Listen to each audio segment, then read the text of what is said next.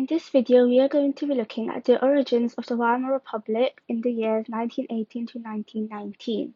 So this video is going to look at the end of the First World War and how the Weimar Constitution came to be. So the end of the First World War happened in 1918.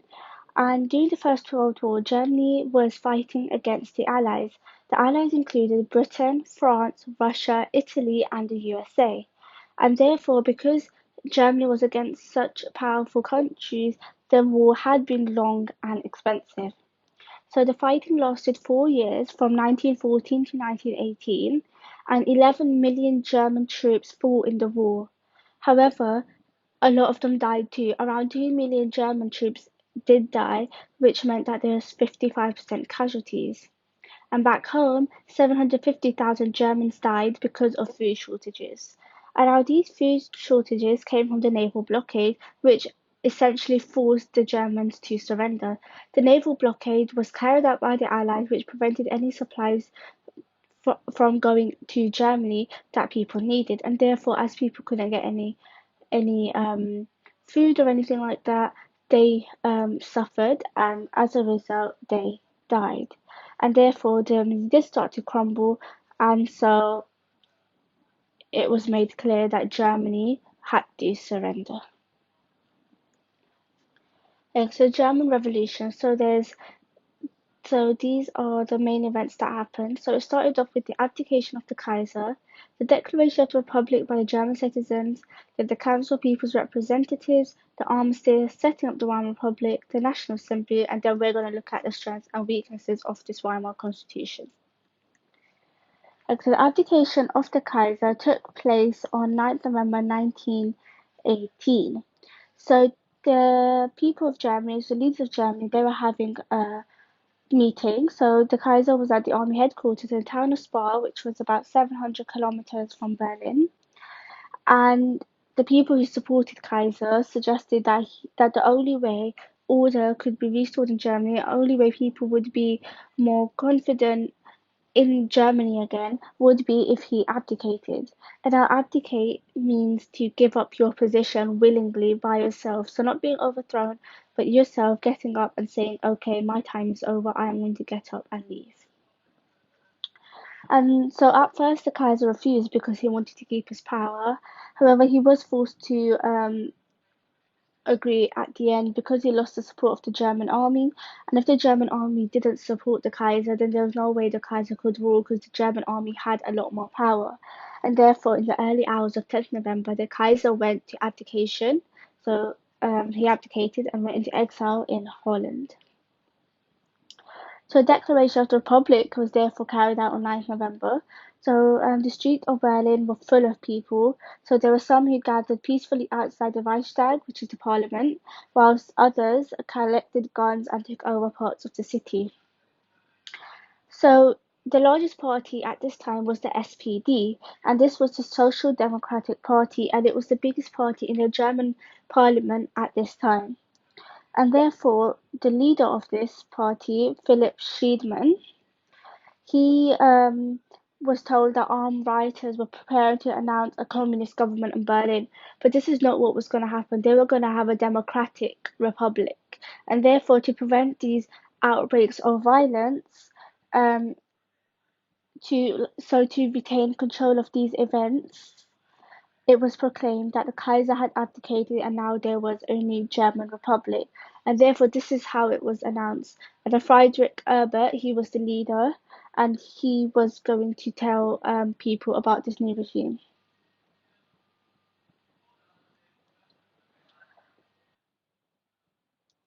So, Council of People's Representatives. So, this party had to work quickly to establish the new representative. The Kaiser's Chancellor, which is equivalent to sort of a British Prime Minister, he handed over his power to Friedrich Ebert, and he then took control of Germany. And so this is what he did. So Ebert made a series of agreements to make everyone happy. So firstly, he made a agreement with the army, which was that they would keep the communists out of power because communism was sort of a threat, and this will be made clearer as we progress through later events. And Erber also suspended the old parliament and named six moderate politicians, and these politicians formed the Council of People's Representatives, and they would be the head of the country, so they would lead the government of the country until a new constitution could be agreed.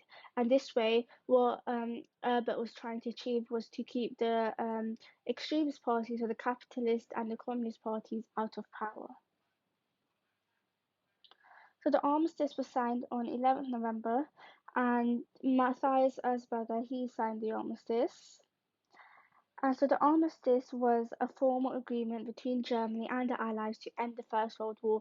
So it was on paper saying, yes, Germany had ended the war and World War One had indeed finished.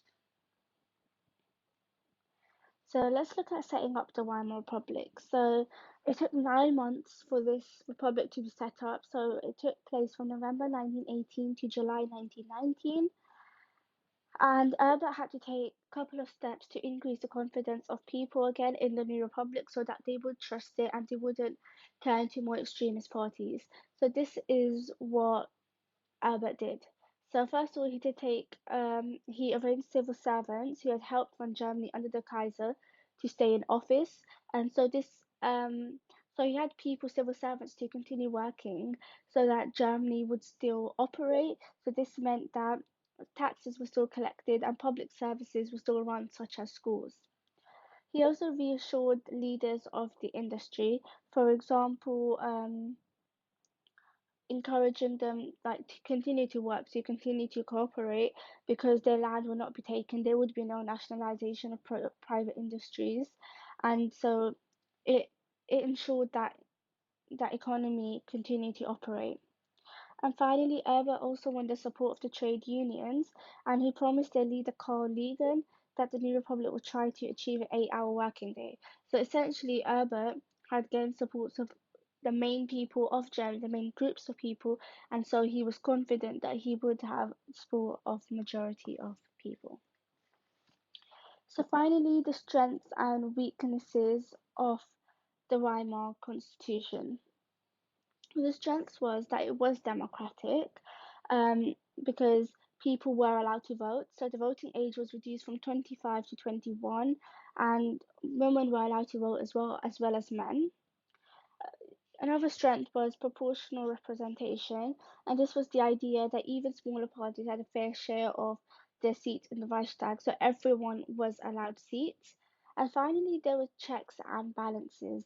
This meant that no person had too much power in this parliament, in this constitution.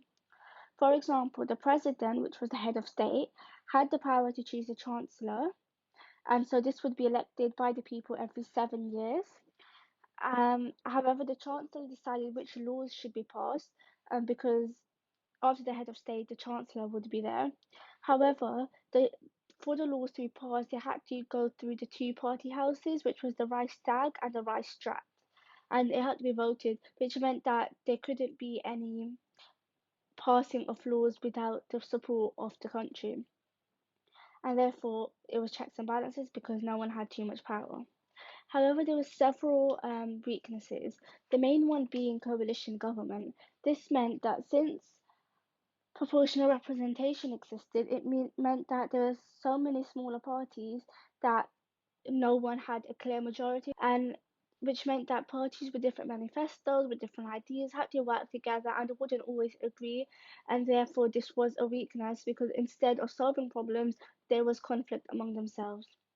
Another weakness was Article 48. This was the idea that the Chancellor could pass laws by force because the President could use Article 48 of the Constitution. So this was basically where the Chancellor could ask the President to pass a necessary law by decree without the support of the Reichstag, and therefore by 1930, so a couple of 10 years later, some chancellors did begin relying on president to pass laws, and obviously this did create conflict because it was no longer a democracy. Finally, it was based on division and violence. Although it gave power to the electorate so that they could vote, The Republic was not really the choice of people. People didn't have a choice to say, we want this type of constitution.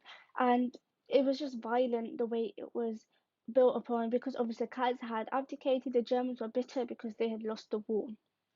And so that was a major weakness.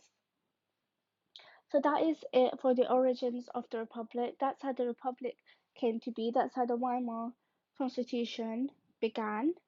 And I hope the video was useful. If it was, please give it a thumbs up, subscribe, like, and leave any questions down below and I will answer them.